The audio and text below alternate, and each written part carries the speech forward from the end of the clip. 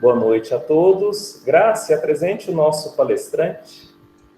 Pois é, falar do Juliano é falar de trabalho, né? O Juliano, ele é o colaborador de Jesus na Casa Espírita Bezerra de Menezes, não só, acredito que não é só na Casa Espírita, onde está o Juliano está aí consolando, levando esclarecimento, né? Então, ele trabalha, ele coopera com Jesus no Bezerra, ministrando curso, juntamente com a Clênia, o estudo, aliás, não é curso, é o estudo do livro Céu e Inferno, que acontecia presencial, antes da pandemia, no sábado, às 19 horas, e continuou essa tarefa do estudo no virtual. Muito importante o estudo, também no sábado, às 19 horas. Não parou, continuou trabalhando, e o Juliano agora, né, ele é o nosso companheiro, que é coordenador da área do estudo do Espiritismo. Então, você divulgou, eu estou divulgando, viu, Tassiano? Já divulgou, né? Agora eu posso. Então, o Juliano, então, ele faz parte também da área do estudo do Espiritismo. Juliano, seja bem-vindo a esta live. Que Jesus te proteja. Estamos aí para te ouvir nessa noite de hoje. Obrigada por ter aceito o convite. Boa noite, meus irmãos e minhas irmãs. Que a paz do nosso Mestre Jesus nos envolva nessa noite. O tema da exposição doutrinária está contido na obra básica O Céu e o Inferno. Kardec inaugura esta obra, codificada em 1865, com o capítulo 1º, cujo título é O Porvir e o Nada. No item 1 desse capítulo, Kardec nos convida a refletirmos sobre nós, espíritos espíritas. Vivemos, pensamos e operamos. Eis o que é positivo. E que morremos não é menos certo. Mas, deixando a terra, para onde vamos? Que seremos após a morte?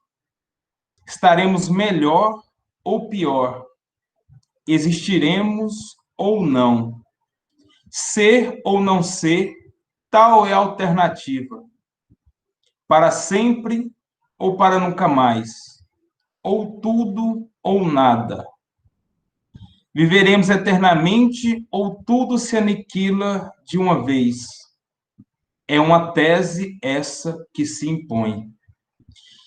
Joana de Ângeles, no livro Espírito e Vida, capítulo 36, cujo título é Momento Espírita, diz que a vida além da morte é indubitavelmente o coroamento do desgaste celular, no insondável processo químico no subsolo.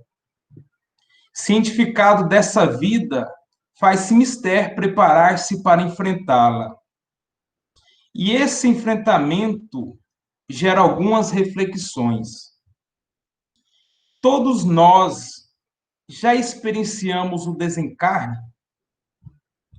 Ou será que vamos desencarnar pela primeira vez? E por que o medo? Por que nós temos esse medo do desencarne? Será que temos medo de irmos para locais não tão agradáveis? Será que temos medo de deixar emprego, cargo, filhos, dinheiro, bens para trás?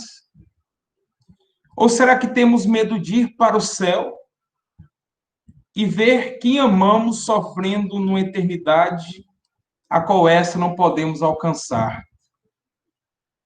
Que céu é esse? Que céu é esse que não podemos consolar aqueles entes queridos que estão em sofrimento? Nesta perspectiva, onde entra a bondade e a justiça de Deus? Mas, afinal, onde está o céu? Tema este da nossa exposição doutrinária. Então, podemos refletir esse céu na visão da doutrina espírita e dentro mesmo dos atributos da divindade, da justiça divina, como uma felicidade. Dessa forma, podemos utilizar dessa felicidade na comparação do mundo habitado por espíritos felizes e o estado consciencial após o processo de desencarne. Emmanuel, no livro Justiça Divina, psicografado por Francisco Cândido Xavier, no capítulo 24, vem nos dizer sobre essa cientificação e o preparo para nós enfrentarmos o além-túmulo, tendo em vista que a nossa viagem multimilenária tem sido aflitiva e longa, através de reencarnações sucessivas, a fim de que venhamos a entender esse conceito de céu. E Emmanuel, nesse livro, ele faz um roteiro histórico bem interessante. E ele diz assim que entre os chineses de épocas venerandas, afiançávamos que a imortalidade era a absoluta integração com os antepassados. Na Índia bramânica, admitíamos que o Éden fosse a condição privilegiada de alguns eleitos na pureza intocável dos sinos. No Egito remoto, imaginávamos que a glória na esfera espiritual consistisse na intimidade com os deuses particulares, ainda mesmo quando se mostrassem positivamente cruéis. Na Grécia Antiga, supunhamos que a felicidade suprema, além da morte, brilhasse no trono das honrarias domésticas, com gauleses e romanos, incas e astecas, possuímos figurações especiais do paraíso. E ainda ontem acreditávamos que o céu fosse aquela região deleitosa em que Deus, teologicamente transformado em caprichoso patriarca, vivesse condecorando os filhos oportunistas que evidenciasse mais ampla inteligência no campeonato da adulação. E Emmanuel continua nos dizendo que de existência em existência, entretanto, aprendemos hoje que a vida se espraia triunfante em todos os domínios universais do sem-fim, que a matéria assume estados diversos de fluidez e de condensação, que os mundos se multiplicam infinitamente no plano cósmico, que cada espírito permanece em determinado momento evolutivo e que, por isso, o céu, em essência, é um estado de alma que varia conforme a visão interior de cada um de nós. Dessa forma, pelo progresso que vivenciamos da ciência, com a sua lógica inexorável da observação e dos fatos, levou à luz a profundeza do espaço e mostrou para nós, espíritos, a nulidade de todas essas teorias materialistas. Com a permissão de Deus, numa época propícia, foi revelada a nós a Boa Nova, o Consolador prometido. Na codificação, Kardec veio nos dizer que o céu ele está em toda parte. Nenhum contorno lhe traça limite. Lá no capítulo 4 do livro Céu e Inferno, primeira parte. Os mundos adiantados são as últimas estações do seu caminho. Na pergunta 1016 de O Livro dos Espíritos, o mestre de Lyon pergunta da seguinte forma para a espiritualidade superior: em que sentido se deve entender a palavra céu? E os irmãos de luz respondem da seguinte forma: é o espaço universal. São os planetas, as estrelas e todos os mundos superiores, onde os espíritos gozam plenamente de suas faculdades, sem atribuições da vida material, nem angústias peculiares à sua inferioridade. Dessa forma, o codificador Kardec nos convida para refletirmos juntos, no estudo de hoje, na exposição doutrinária, a classificação das diferentes categorias de mundos habitados, tendo em vista que o nosso Mestre Jesus nos disse em João, capítulo 14, versículo 1 a 3, que há muitas moradas na casa de meu Pai. E Kardec, no capítulo 3, no Evangelho segundo o Espiritismo, diz que a casa do Pai é o universo. E as diferentes moradas são os mundos que circulam no espaço infinito e oferecem aos espíritos que nele encarnam moradas correspondentes ao adiantamento dos mesmos espíritos.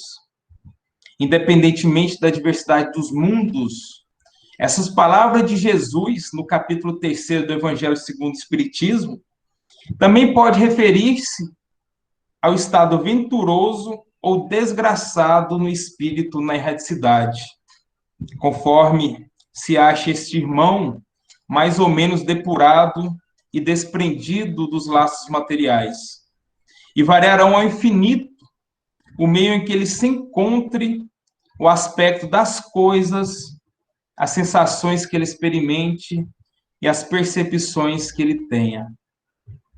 Enquanto alguns irmãos, ainda equivocados, erram nas trevas, os bem-aventurados gozam de resplandecente claridade e do espetáculo sublime do universo. Finalmente, enquanto o mal, atormentado ainda de remorsos e pesares, muitas vezes insulados e sem consolação, ele pena sobre os sofrimentos morais, enquanto o justo, ele está em convívio com aqueles irmãos a quem ama, fruindo das delícias de uma felicidade que ainda nós não compreendemos. Também nisso, Kardec vem nos dizer que há muitas moradas, embora elas não circunscritas nem localizadas. Nessa classificação das diferentes categorias de mundos habitados, podemos dizer que os mundos felizes têm a felicidade plena. Seria o céu, numa visão mais materialista e antiga, que nós já vivenciamos em épocas passadas, onde há uma felicidade plena, onde aqueles que fizeram bem ficariam nesse local circunscrito, gozando e contemplando de toda a felicidade e os deleites que um espírito bom pode gozar. E Kardec, fazendo nas outras categorias de mundo, ele vem nos dizer que nos mundos primitivos, nos mundos de provas e expiações e nos mundos de regeneração, a felicidade ela é relativa. E o Espiritismo, diante dessa felicidade, desse céu que Kardec vem inaugurar em época propícia para nós, demonstra o verdadeiro destino do homem, a reencarnação. Esta pode dar-se na Terra ou em outros mundos. Há entre os mundos alguns mais adiantados, onde a existência se exerce em condições menos penosas do que a daqui, tanto física quanto moralmente, mas onde também só são admitidos espíritos chegados a um grau de perfeição relativo ao estado desses mundos superiores. A vida nesses mundos superiores, então, já é uma recompensa, visto que esses espíritos puros já se acham isentos dos males e vicissitudes terrenos. os corpos desses espíritos são menos materiais, quase fluídicos, não estão sujeitos a moléstias, às enfermidades, tampouco têm as mesmas necessidades. Eles são afastados dos espíritos maus, gozam os homens nesse local de plena paz, sem nenhuma preocupação além do adiantamento pelo trabalho intelectual. Reina lá, nesses mundos, a verdadeira fraternidade, porque não há egoísmo. A verdadeira igualdade, porque não há orgulho. Lá, nesses mundos, não tem ambiciosos que procuram oprimir o fraco. Comparados à Terra, Kardec vem nos dizer que esses mundos são verdadeiros paraísos, quais pousos ao longo de uma jornada de um progresso conducente ao estado definitivo do espírito. Se na Terra ainda, na condição de mundo de provas e expiações, passando por essa transformação de regeneração, ainda ela é destinada à purificação de espíritos imperfeitos. Está nisso ainda da razão de que aqui na Terra o mal ainda predominar, até que Deus, pela sua bondade, fazer aqui da Terra a morada de espíritos mais adiantados. Assim é que o espírito, progredindo gradualmente à medida que se desenvolve, ele chega ao seu apogeu dessa felicidade. Mas, antes de ter atingido a culminância, o ápice dessa perfeição, ele ainda goza de uma felicidade relativa diante do seu progresso.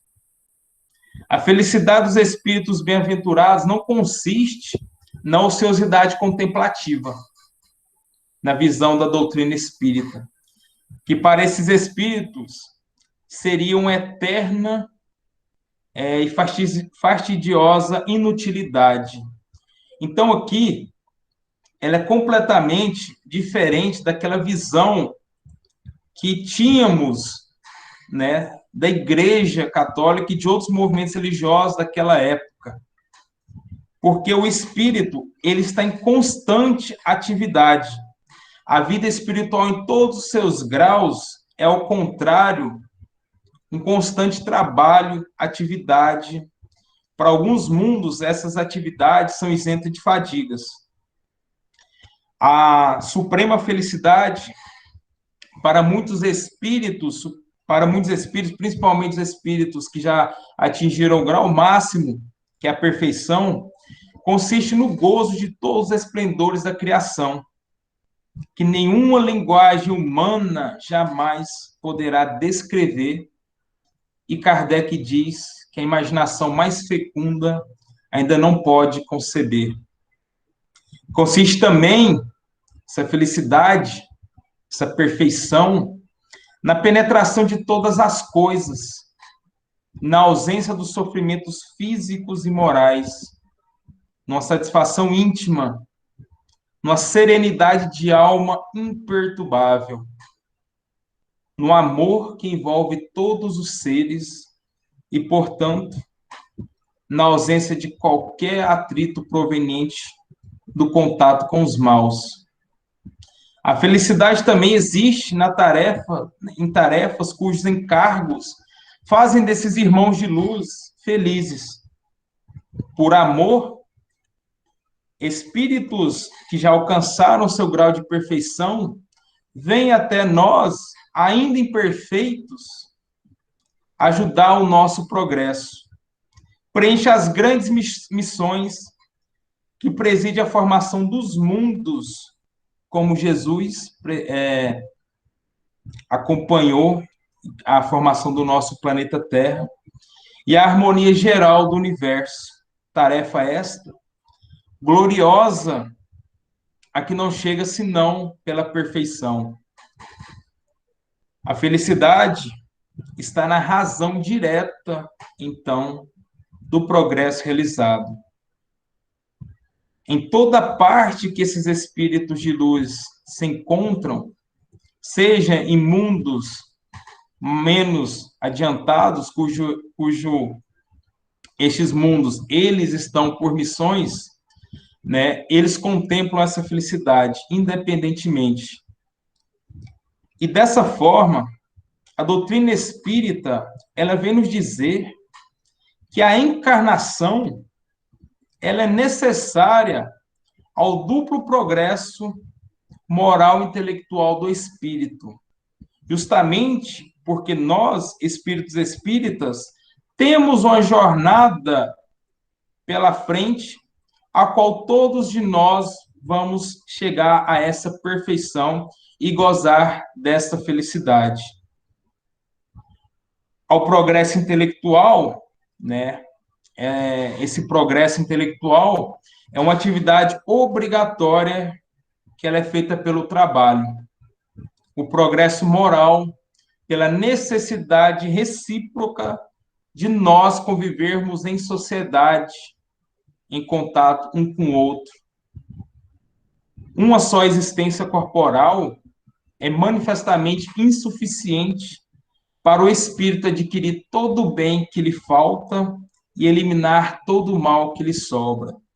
Aqui percebemos a justiça divina. Também abandonando de lado aquela visão que tínhamos de só uma existência e após a morte iríamos ou para o inferno ou para o céu. E para o céu iríamos gozar dessa felicidade, dessa plenitude. Deus, que é soberanamente justo e bom, concede ao espírito tantas encarnações quantas necessárias para atingir o seu objetivo, que é a perfeição. Para cada nova existência corporal, o espírito entra na matéria já e depois no desencarne, ele sai com o cabedal adquirido de aptidões, de conhecimentos, inteligência, moralidade. Cada existência é assim um passo avante ao caminho do progresso. E Deus, nesse seu amor infinito, nessa justiça, ele vem dar oportunidade para todos nós, para chegarmos a essa perfeição, para termos esse progresso. E no intervalo das existências corporais, o espírito, ele torna a entrar no mundo espiritual, onde ele vai ser feliz ou desgraçado segundo o bem ou mal que fez. Uma vez que o estado espiritual é o estado definitivo do espírito e o corpo espiritual, ele não morre. Deve ser esse também o seu estado normal. Diante disso, já na perspectiva desse céu, dessa felicidade, da parte consciencial, quando o espírito ele desencarna, o espiritismo ele vem nos ajudar a entrarmos nesse céu. Na segunda parte do livro O Céu e o Inferno, capítulo 1, cujo título é O Passamento, Kardec vem nos dizer que após a cessação completa da vida orgânica, há muitos espíritos ainda arraigados na matéria, nos vícios, nos equívocos, têm numerosos pontos de contato entre o corpo material e o corpo semimaterial, que é o perispírito. A alma poderá, então, sentir, inclusive, os efeitos da decomposição do corpo, até que os laços sejam desfeitos de forma inteiramente. Daí resulta que o sofrimento que acompanha a morte está subordinado a essa força adesiva que une o corpo ao perispírito. Que tudo que puder ajudar na diminuição dessa força atrativa e na rapidez do desprendimento torna a passagem menos penosa. E, finalmente, Kardec vem nos dizer que se o desprendimento se opera sem dificuldade nenhuma, a alma deixará de experimentar qualquer sentimento desagradável. E nessa transição da vida corporal para a vida espiritual, produz ainda outro fenômeno que para nós ele é de suma importância, que é a perturbação. E Kardec nos chama, ele chama a atenção de nós por um aspecto bem interessante, que a perturbação ela é o estado normal no instante da morte e ela é perdurável pelo tempo indeterminado, variando para alguns espíritos algumas horas, para outros por anos e anos. A proporção que o espírito se liberta, a alma encontra-se numa situação de perturbação que ela é comparável com o estado de sono profundo de nós. É aquele topor. O espírito ele está um pouco desorientado. E Kardec vem nos alertar que esse despertar ele é bem diverso. E, contudo, esse despertar ele pode ser calmo para alguns, que ele provoca sensações deliciosas, e para outros irmãos, esse despertar para o mundo espiritual, ele é como se fosse um pesadelo. Kardec também vem nos dizer, portanto, que a alma sofre a desagregação da matéria nos estertores da agonia e depois as angústias da perturbação. Ele ainda afirma que esse estado não é geral. Isso é importante, porque há diversas formas, não tem como usar a mesma régua e medir cada desencarne, cada processo de desagregação, cada perturbação igual para todos. Porquanto a intensidade de duração do sofrimento está na razão direta da afinidade existente entre o corpo material e o corpo semimaterial, que é o perispírito. Dessa forma, quanto maior for essa afinidade, quando o espírito estiver mais preso a essa matéria, o espírito ele vai ter uma sensação muito ruim. Para outros espíritos que levou uma vida enquanto encarnado, uma vida moral, uma vida que levou praticando o bem, esse desprendimento, esse passamento, ele é tranquilo.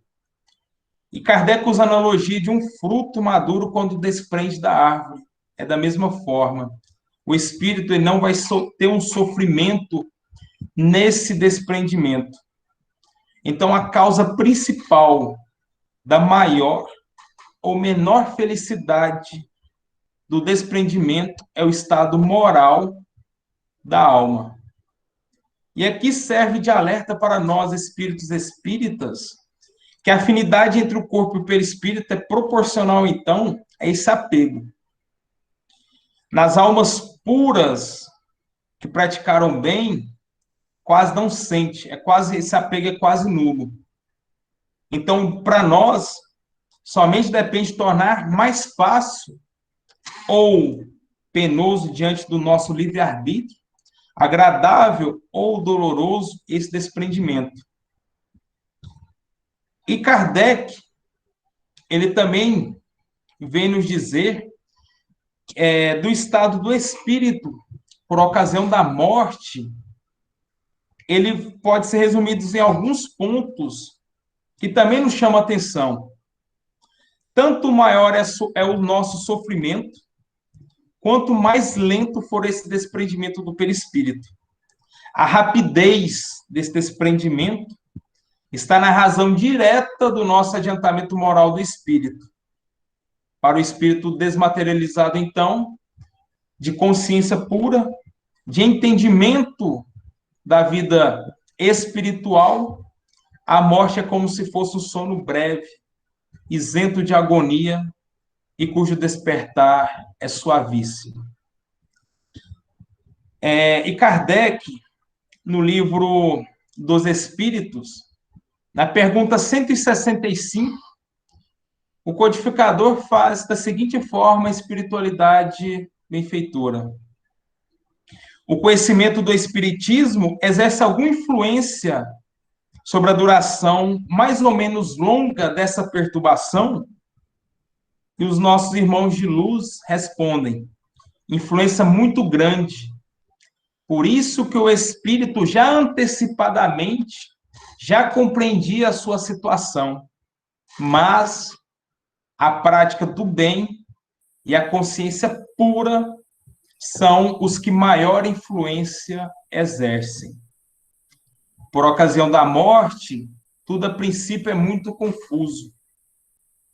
De algum tempo, o espírito ele precisa para entrar em conhecimento de si mesmo diante do mundo espiritual. Para o espírita sério, a vida corporal tão limitada amesquinha-se diante da vida espiritual, da verdadeira vida do espírito. A alma eleva-se das relações com o mundo visível. Os laços fluídicos que ligam a matéria enfraquecem, operando-se por antecipação do desprendimento parcial que facilita essa passagem para outra vida. A perturbação consequente, a transição, pouco perdura, porque uma vez franqueado o passo para essa espiritualidade, o espírito logo a reconhece, nada estranhando, antes compreendendo a sua nova situação. Então, é por esse motivo que Allan Kardec pergunta e responde, lá no capítulo 4, primeira parte do Céu e Inferno. Nessa imensidade ilimitada, onde está o céu? Em toda parte. Nenhum contorno especial lhe traça limites. Os mundos superiores são as últimas estações do seu caminho, e que as virtudes franqueiam e os vícios interditam. E foi ainda por essa mesma razão, prevenindo-nos para compreender as realidades da natureza no grande porvir, Jesus nos ensinou claramente: o reino de Deus está dentro de vós. Uma boa noite a todos e fiquem todos com Deus. Boa noite, meu amigo Juliano. Lindas palavras. Com certeza essa noite está sendo inspiradora para todos nós. E como é bom te ouvir e perceber o quanto você preparou, estudou, né, organizou uma fala muito clara, muito objetiva, com muitos embasamentos, né, da nossa querida doutrina espírita. Isso é muito bom. É muito bom estar com todos. Estamos muito felizes de mais uma quinta-feira estarmos juntos, não é, Graça? É. Então a gente agradece, né, Juliana, a sua presença, coisa boa. Onde está o céu, hein, Juliana? Estou aqui, né, pensando. Como é que vai conseguir? Como? Vocês já conseguiram, agora eu estou numa enrascada danada, viu? Obrigada, Juliana. E eu quero avisar, gente, que nós teremos na próxima quinta-feira a Marta Antunes trazendo para a gente uma live muito, muito gostosa também. Muito obrigada a todos. Deus abençoe a cada um de vocês. Verdade, Graça. E aí nós convidamos todos para estarmos juntos quinta-feira que vem. Então, que a gente possa reservar aí na nossa agenda, né, esse horário aí, 19h30, para as palestras aqui do Bezerra de Menezes. Então, aguardamos todos vocês na quinta-feira. E olha que especial, hein, Marta Antunes. Ela que é uma das figuras mais importantes do Brasil sobre o assunto mediunidade. Então, vai ser uma oportunidade muito boa aí, um grande presente para Gurupi, um dos grandes expoentes aí do movimento espírita brasileiro. Então, aguardamos todos vocês, tá? E agradecendo aí nosso amigo Juliano pelas lindas palavras e, com toda certeza, logo, logo vai estar conosco novamente, tá? Gostamos muito. E agradecendo aí a participação de cada um de vocês, tem o pessoal do Formoso, pessoal de Grupi, pessoal de Palmas, isso é muito bom. O bom desse formato online é que permite que diversas outras pessoas possam estar juntos, né? Mesmo distantes fisicamente, mas estamos juntos em pensamento, em coração e estudando a nossa querida doutrina. E para finalizar a noite de hoje, eu gostaria de convidar a Vanja para fazer a prece por nós. Você pode fazer, Vanja? Posso?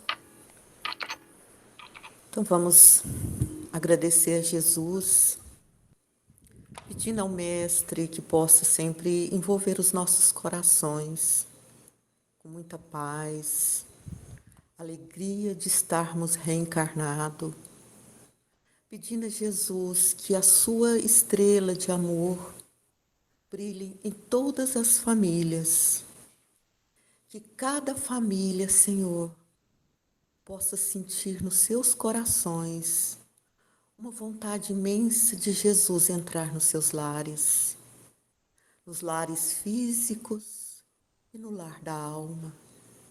Mestre Jesus, agradecemos por tudo e enche os corações de todos os trabalhadores do movimento espírita de vontade de te encontrar, Jesus.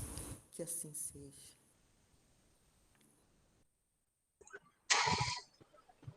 Obrigado, Vanja. Obrigado a todos. Boa noite.